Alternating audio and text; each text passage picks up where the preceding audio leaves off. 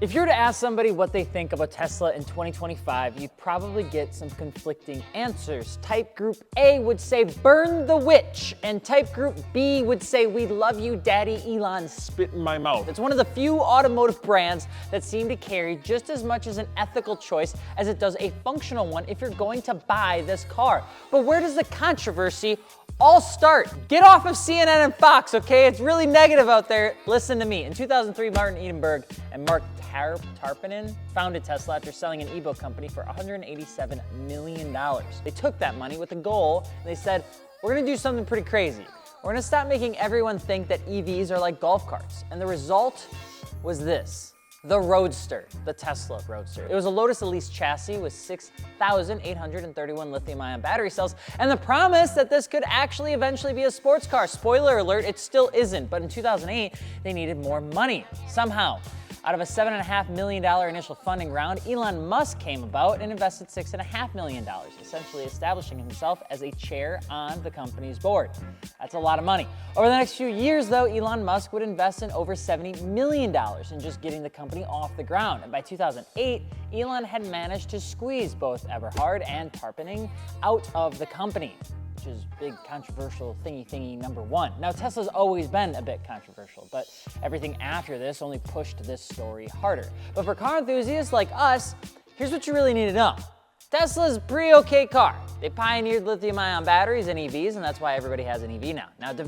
They also developed the first truly successful mass-market EV plant ever that's held longer than technically really the Nissan Leaf. And if you invest money, the Tesla stock is one of the three that just don't make any sense because it always goes up even when bad news is released. It doesn't make sense. It's not a car stock, it's like an AI stock. So what does this have to do with happy little idiots like us that modify our cars? Well, because in the mid to late 2010s, the Model 3 began to flood the markets. And even as of now, in like little Wisconsin, you can get a Model 3 for like $25,000. You can get a Y for $26,000, and you can even get a Model S Plaid for $52,000. In California, snagging a Tesla is like owning a California Camry. Charging ports are everywhere, and in the turn of the enthusiast generations, a lot of younger kids actually want a Model 3 as their first modified car, not a Nissan 350Z, which makes no sense. Why wouldn't you want a car that smells like it's about to fall apart? You could have it easy, or you could own a 3 Series. So should we hate Tesla? This is a tough one because we've gotten this asked a lot, especially at car shows for some weird reason. From our perspective,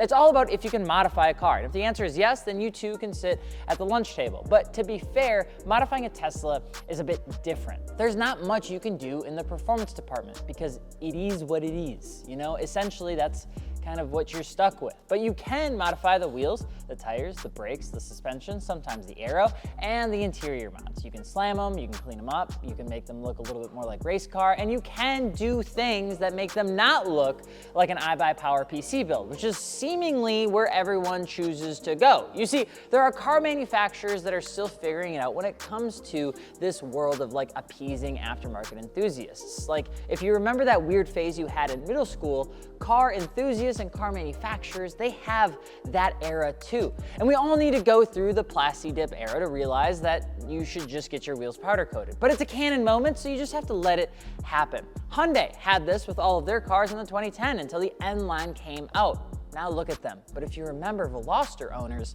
for a long time, people usually just stared at them and pointed. Now they're part of the group. Is Tesla in this thing right now? I do kind of think so. You know, they still kind of have the plexiglass trunks to show their Duracell wrapped air tank and the new oil LOL license plate. So they're still kind of playing on the fact that it's an EV vehicle. But Tesla is also in a tricky spot because of who they are and who represents them as a whole. It's not exactly the easiest brand to love, and if you loved Tesla 5 years ago, you probably wouldn't say the same thing today. Why? Because everything is political in 2025, and you just gotta make your peace with that. But to that end, the answer on if you should actually hate a Tesla is ultimately up to you. They've become an affordable EV that can be slammed on Rohanas and Toyos with BC Racing coilovers or airlift suspension. They can be fun to drive, and they can look good when modified the right way. They are also one of the most controversial brands in the public eye right now, and their controversial foundations and the story being shifted away from the truth to a more Elon-approved messaging might stray you away from the company from the get-go. I think one of the tough things people say is, does it make a fun car to modify? And the answer to that is kinda. Because everything is more aesthetic than performance, it actually does make it a little bit easier to modify a Tesla than something like an R34. A lot of times you're just doing the stuff that can be removed via bolts and put back on via bolts. And if you're swapping things out, it's a pretty simple process. Enjoying the drive is a little bit different. I'm gonna be honest. If you've ever been to Japan, zoom in on me. If you've ever been to Japan and you've been in a taxi before, you know what I'm about to say. Japanese taxi drivers, Tesla, Uber drivers, they actually went to the same school of getting you motion sickness 3 minutes into the drive. They went to the same exact school. It's the University of What Are You Doing? And it was awesome because if you're in a car in a taxi in Japan, you'll actually get motion sickness. Teslas are kind of the same way. You'll get motion sickness if you're not driving the car. But if you're driving the car, it can be fun. The 0 to 60 stuff and the launching and the stopping is an absolute blast to drive. And if you've ever driven an electric vehicle, or if you haven't, that's actually one of the best hat tricks you can pull out to somebody that's not a car enthusiast. The only problem with that is not all of that actually transfers over to creating a fun car to drive. Remember, having something that's fun to drive on mountain roads or on the back roads or even at a track comes down to two really big things. When you turn the wheel or you press the funny little pedals, does it do the thing that you want it to do?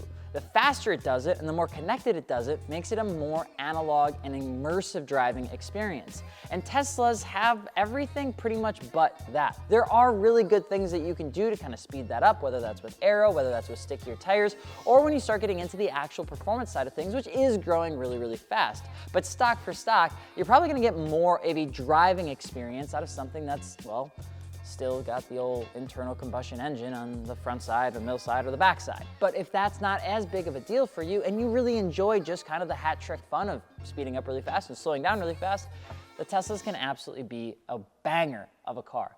The only thing is, up here in Wisconsin, half the battery still gets... I almost spilled, so I wanted to take a drink in case I actually spill it so that I can enjoy it for just a brief period of time. But if you actually want to get out there and you want to modify your car, I'm going to say it really doesn't matter what it is. But if you don't like Tesla or you love the one you modified, let us know below. And of course, if you have a car that you've built and you want to share it with the world, add your car to our build threads over at martiniworks.com. We're trying to make it the place for you to mod your car the right way, and to do that means leaning on people that have already built their car in the past. And it would mean the world if we're going to have you out there. So I'm Alex Martini, excited to hear your thoughts in the comments below, and of course, we'll see you tomorrow.